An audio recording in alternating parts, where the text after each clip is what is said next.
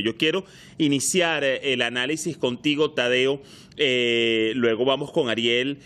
Fíjate, y quiero entrar en el papel de Estados Unidos en este sentido, en todo esto, y voy a citar primero al presidente estadounidense Joe Biden, quien dijo este domingo, bueno, ya aquí es lunes, pero todavía en Latinoamérica es domingo, dijo que hablará supuestamente con el primer ministro israelí Benjamin Netanyahu, pero no especificó cuándo. Lo cito: les diré lo que le diga cuando hable con él. Esto fue lo que le dijo a los periodistas tras ser preguntado sobre si se podría evitar una guerra total en Asia Occidental. Y respondió, y lo vuelvo a citar: tiene que ser evitada, realmente tenemos que evitarla. Yo te pregunto, ¿cómo contrastas esto con la información de que las bombas antibúnkeres que utilizó Israel en el ataque contra Nasrallah eran estadounidenses, empezando por allí? Realmente creo que es una gran hipocresía de Biden, que no sabe a dónde está parado y que se ha demostrado en reiteradas ocasiones que está fuera de sus juicios cabales para dirigir Estados Unidos. Pero más allá de eso, la continua hipocresía de Estados Unidos, que lo único que hace es ir alimentando este conflicto, al igual que también alimenta el conflicto en Ucrania, ya que todo el armamento y los recursos económicos y los recursos militares que se envían de manera continua al Estado de Israel es lo que sigue manteniendo esta guerra, esta campaña de genocidio, de limpieza étnica en contra de los palestinos en la Franja de Gaza, en Cisjordania, en la Palestina ocupada, y ahora, lógicamente, en la desesperación de Netanyahu, también en el Líbano. Quien está detrás de esto y quien tiene la voz para frenar este conflicto es Estados Unidos. Ya lo dijo incluso Sergei Lavrov, el canciller de Rusia en las Naciones Unidas, que por lo cual estas palabras de Biden no son más que esta clásica jugarreta de tirar para la tribuna de que vamos a hablar, la situación es seria, pero en los hechos y en la práctica Estados Unidos es quien sigue sosteniendo su monigote para seguir manteniendo esta quinta columna regional en toda la región de Asia Occidental, para continuar debilitando el surgir del mundo multipolar, como también la campaña recordando también el peso que tiene el AIPAC y tantos otros lobbies sionistas en Estados Unidos, los cuales también financian la campaña del Partido Demócrata de cara a las elecciones. Decir que Estados Unidos se desatiende y que no tiene nada que ver con este conflicto tanto en la Franja de Gaza como en el Líbano, bueno, es caer nuevamente en las mentiras reiteradas de Washington. Y a propósito de esta misma interrogante, le voy a ceder el testigo a Ariel Umpierres, pero antes, Ariel, quiero citar a un senador estadounidense por Arizona, un senador demócrata, hay que destacar, quien, pues Mark Kelly, su nombre, hoy dijo lo siguiente: en pocas palabras, pues reconoció que estas bombas utilizadas en estos ataques y en el que cayó mártir Seyed Hassan Nasrallah fueron fabricadas en Estados Unidos. El uso de munición guiada con una bomba serie Mark 80 puede darle al objetivo con mucha precisión. Si estás usando disparo de arma naval, eso no funciona tan bien. He tenido esas discusiones, dijo este senador. Vemos más uso de municiones guiadas bajo las siglas JDAMS y continuamos proporcionando esas armas, así lo reconoce. Esa bomba de 2.000 libras que se usó es una bomba de la serie Mark 84 para atacar a Nasrallah. Ese fue un arma guiada. Tengo confianza, además resaltó este senador, de que era un arma guiada que se utilizó en este caso. Otro elemento más entonces que pone sobre la mesa la contradicción del presidente Biden y de Estados Unidos en cuanto a no conocer supuestamente las intenciones o lo que Israel tenía preparado para este fin de semana. Escuchamos tu análisis, Ariel. Bueno, sí, no sorprende, esto es algo que ya sabemos. En realidad, todo el Estado de Israel, eso mal llamado Estado de Israel, que es una entidad, es un aborto de la diplomacia mundial, que exista ese enclave allí de judíos, desde hace 80 años subsiste gracias a la ayuda de los Estados Unidos. En realidad hay que ser preciso de los Estados Unidos en general, pero sobre todo del lobby sionista judío en los Estados Unidos y aún más de los evangélicos pro-sionistas de los Estados Unidos, que son algo así como 40 millones de personas, por lo menos, o sea, un 10-15% de la población apoya fervientemente a Israel desde Estados Unidos. Y no solamente bombas desde ya. También hay que decir que el 30% de las bombas, no es este el caso, pero en general el 30% de las bombas que tira Israel sobre los palestinos vienen de Alemania. Los verdes, esos socialdemócratas, esos humanistas europeos, son los que le proveen las bombas a estos asesinos, a estos psicópatas de Israel. Y hay que agregar a eso las británicas, los franceses que le dan cobertura aérea, naval, etcétera. Aquí hay todo un complot. Estos son mafiosos, criminales de guerra, que han hecho un complot mundial contra, no solamente contra los palestinos, obviamente que contra los palestinos, pero esta gente odia a la humanidad. Esto está en la esencia del judaísmo. Esto es un tema que yo he discutido muchísimas veces y está claro. Desde hace 2000 años esta gente odian, sobre todo, principalmente a la cristiandad. Entonces, por eso es que lo dicen sin ningún tapujo y sin ningún problema en sus televisiones, en el Canal 12, en Jerusalem Post, en sus periódicos. Allí dicen, hay que matarlos a todos. Hay que matarlos a todos. Y en esto está de acuerdo el 82-83% de la población de Israel. Por eso yo siempre insisto, esto no es un problema de Netanyahu, que sea un loco, un psicópata, un desequilibrado, que sin duda lo es. Toda la clase política de Israel está de acuerdo con eso, y 80% de la población de Israel también. Hacen turismo en las colinas circundantes de Hezbollah, de Gaza, para ver cómo matan a los palestinos, cómo los bombardean en Gaza los aviones de Israel. O sea, los judíos de Israel van a las colinas a hacer turismo mientras comen, toman un café, mientras ven cómo bombardean y llevan a sus hijos, ¿no? Entonces es una cultura necrológica, asesina, vengativa, odian a la humanidad. Es una discusión que hay que dar. Entonces, en el caso de los Estados Unidos, eran un pueblo mesiánico, un pueblo designado, elegido por Dios, por eso hicieron lo que hicieron durante 100 años en los Estados Unidos, que fue masacrar a los indios, que es lo mismo que están haciendo ahora los judíos con los palestinos. Ellos se creen el pueblo designado, el destino manifiesto, la Biblia les dijo que son el pueblo elegido y que todo lo que los rodea son subhumanos. Lo han dicho públicamente, ¿no? El ministro de Defensa lo dijo, son subhumanos.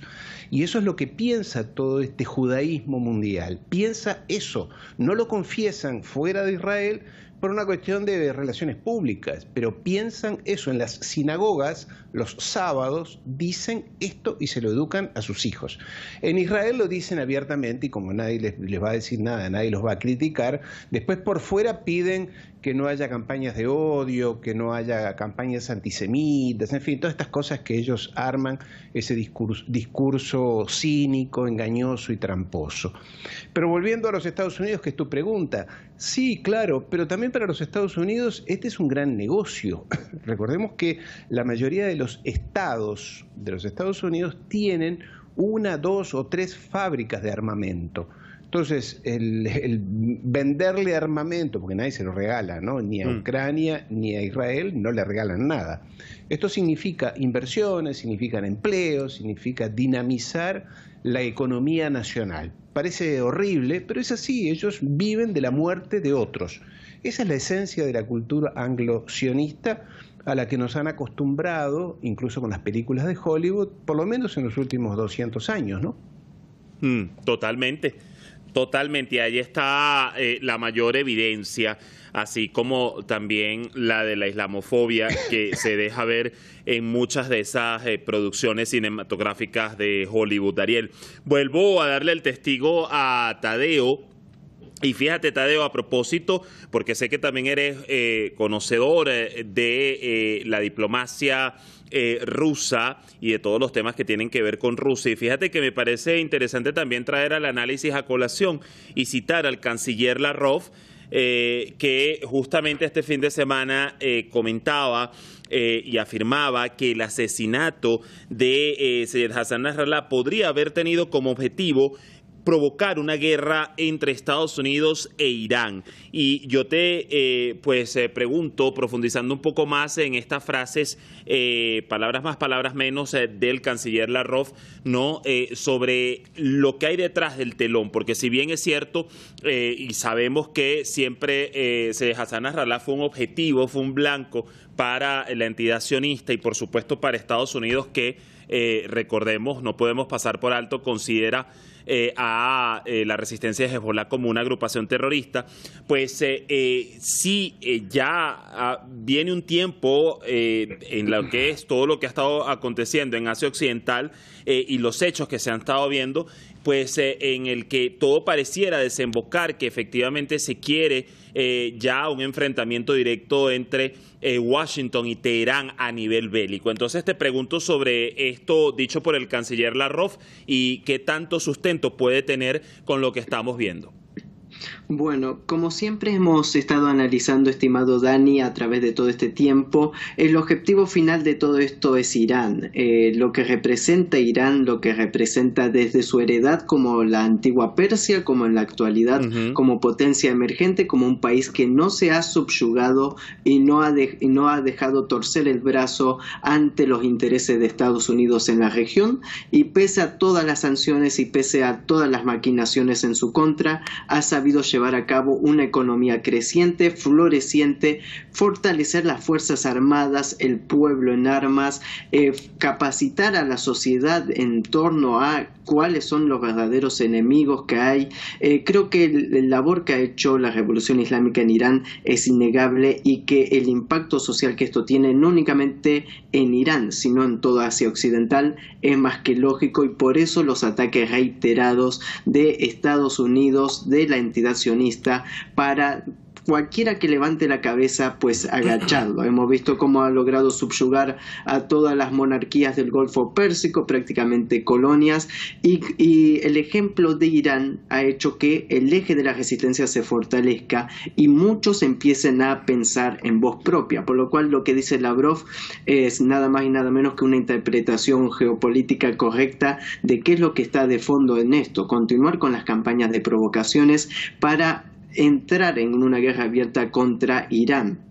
Eso por parte de Estados Unidos, que bueno, al menos creo que electoralmente, por los tiempos electorales, lo está tratando de frenar, pero es el objetivo final que ha tenido desde hace bastante tiempo, dividir en la región y atacar a aquellos que se le opongan. Pero por el otro lado, el lado de Israel, y como bien lo comentaba Ariel Umpierres, en el día de hoy un artículo sumamente interesante del querido filósofo ruso Alexander Dugin, en los cuales reflexiona sobre los planes continuos de la entidad sionista de la creación de un gran Israel que abarca, bueno, hasta la Mesopotamia en su locura. Por eso también todas estas campañas de crear pánico, de crear pavor, de crear terror en las poblaciones de todo el Asia Occidental, haciendo creer que el ejército de Israel es invencible, haciendo creer que ellos son los enviados de Dios, entonces de esta manera liquidar a toda la población. Esto se coincide con más de 1 millón de desplazados actualmente en el Líbano por la campaña de bombardeos, y bueno, es una situación lamentable y muy crítica la que está viviendo la región actualmente, por lo cual es muy interesante seguir manteniendo los ojos puestos en Gaza, seguir manteniendo los ojos puestos en lo que sucede ahora en el Líbano, pero no hay que desviarse también de los objetivos geopolíticos de las diferentes potencias que lamentablemente siguen jugando a tirar agua a sus molinos en vez de pensar en la humanidad. De esta manera creo que las palabras del Papa Francisco en el día de hoy, en las cuales dijo que son acciones inmorales y en contra de toda ética y de toda religión, las que lleva a cabo la entidad sionista en estos ataques contra el Líbano. E incluso lo vemos también, Tadeo, agregando un poco más a lo que bien nos dices, pues cuando el propio régimen de Israel manda a libaneses de alguna zona en particular o a palestinos de algún punto en particular a salir de allí, a desplazarse de allí a través de mensajes, bien sea de texto o por notas que lanzan por el aire, y luego pues terminan también atacando a los lugares a donde los mandan, en donde presuntamente estarían seguros. Ya voy a continuar contigo, Tadeo. Le cedo nuevamente el pase a Ariel. Fíjate, Ariel, continuando un poco más y ampliando otro elemento dado por el propio canciller Lavrov, nos parece interesante. Muchos durante estos meses y particularmente desde que aconteció también el martirio y el asesinato en manos del régimen de Israel del líder de la resistencia palestina Hamas, Ismail Haniyeh, acá en la capital persa, en Teherán, muchos se preguntaban cuál o de qué manera llegaría la respuesta de Irán a Israel por ese asesinato, ¿no? Y también hemos visto en parte de la prensa occidental cómo se juega muchas veces a, incluso pasada ya los meses tras ese lamentable hecho, cómo se juega un poco a poner en duda la capacidad que podría tener Irán de responder a Israel, precisamente porque no ha llegado esa respuesta contundente de alguna u otra forma, ¿no? Por ello yo te pregunto, y aquí voy a citar antes al canciller Lavrov, él precisó que los dirigentes iraníes se están comportando de manera extremadamente responsable, como es necesario. Es algo de lo que deberíamos tomar debida nota, acentuó Lavrov. Y esto te lo pregunto porque quizás para muchos sería más conveniente que Irán desate o inicie una guerra bajo esa respuesta a la entidad sionista para que precisamente sea visto ante los ojos del mundo como el país que quiere y que apuesta por la guerra y digamos se revierta de alguna u otra forma dándole la razón a la entidad sionista cuando acusa a Irán de ser el provocador, pero que en la práctica parece y se ve que es todo lo contrario. Bueno, esa es la estrategia, esa es la base filosófica, ideológica del judaísmo. Siempre ser la víctima, siempre aparecer siendo la víctima. Y ellos justamente, apenas Irán responda con cierta vehemencia, más allá de lo que hizo en abril luego del atentado a su consulado en Damasco, que no fue exuberante ni demasiado importante la respuesta, ellos tienen preparadas todas sus agencias de prensa mundiales, sus periódicos. Recordemos que la colectividad judía es dueña de todas las agencias de prensa, periódicos, televisiones de Occidente, de las grandes, de las que marcan la línea, ¿no? Esas 4 o 5 agencias de propaganda, los periódicos, el Le Monde en Francia, El País en España, etcétera, y de ahí saldrían, de esas máquinas de mentir, de manipular, saldría entonces Irán ataca a la pobre Israel, al pequeño país demócrata, humanista, etc. Ellos tienen preparado ya esa maquinaria de mentiras y de calumnias cínicos. Lo mismo está haciendo Zelensky, como decía Tadeo, haciendo una referencia a Ucrania. Está haciendo lo mismo Zelensky con Rusia. Ingresó al territorio allí en Kursk, está pidiendo que le permitan arrojar misiles contra territorio ruso. Están deseando que tanto Irán como toda la resistencia, el eje de la resistencia, y del otro lado Rusia, ataquen a estos dos países para hacerse las víctimas.